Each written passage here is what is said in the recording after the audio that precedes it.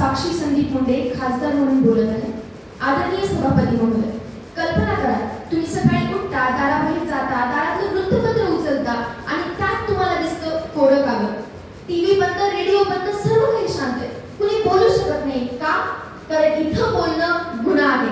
आणि ही कथा कहाणी नसून माझा या भारत देशाचं 1975 सालचं वास्तव आहे, जे की घडलं आपल्या भारताच्या आधीच्या पंतप्रधान इंदिराजी गांधी यांच्यामुळे.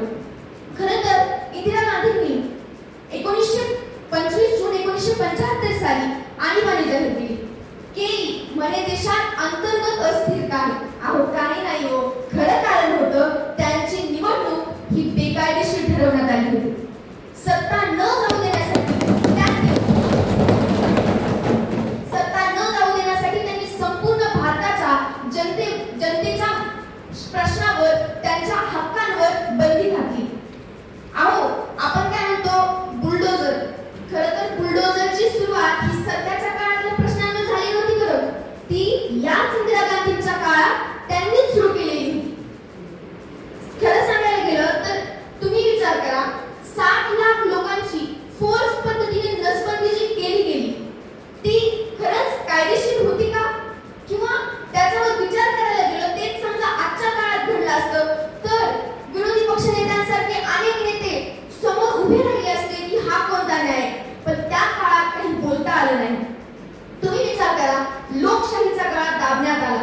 जयप्रकाश नारायण, अटल बिहारीजी वाजपेयी, माझ्या मराठवाड्यातले नेते गोपीनाथजी मुंडे, कॅप्टन हजारी यासारख्या अनेक नेत्यांना त्यांनी कैदेत घेतलं, त्यांना जेलमध्ये टाकलं. खरं तर हे जे घडत होतं ते फक्त सामान्य जनतेबरोबर घडत नव्हतं. बरं, मगाच आमच्या एका सहकार्याने सांगितलं किशोर कुमार हे खूप मोठे संगीतकार होते. त्यांच्याबरोबर देखील हीच घटना झाली. त्यांनी एका कॅम्पेनमध्ये काँग्रेस बरोबर बोलण्याचा त्याला नकार दिला, त्यामुळे त्यांना ऑल इंडिया रेडिओवरून बॅन करण्यात आलं. अनेक बाबतीत त्यांना अनऑफिशियली बॅन करण्यात आलं. आपल्या महाराष्ट्रातली घटना सांगायची झाली, अगदी कुत्र्यासारखं तुम्ही म्हणता विरोधी पक्ष नेते की कुटुंबासारखं सांभाळलं होतं. नव्हतं, बिलकुल नव्हतं.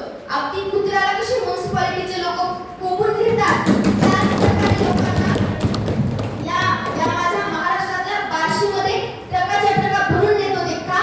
तर त्यांना 10 दिवसात 1000 लोकांचं काउंट कंप्लीट करायचं होतं. हा कसला परिवार? तुम्हीच विचार करा. न्याय के मंदिर में न्याय नहीं, न्याय के मंदिर में न्याय नहीं, सिफारिश चल रही थी और जो झुके नहीं उन्हें हटा दिया गया. काय दोष होता हो त्यांचा? काहीच नाही. आणि आपल्याला हा इतिहास पुन्हा होऊ द्यायचा नाही.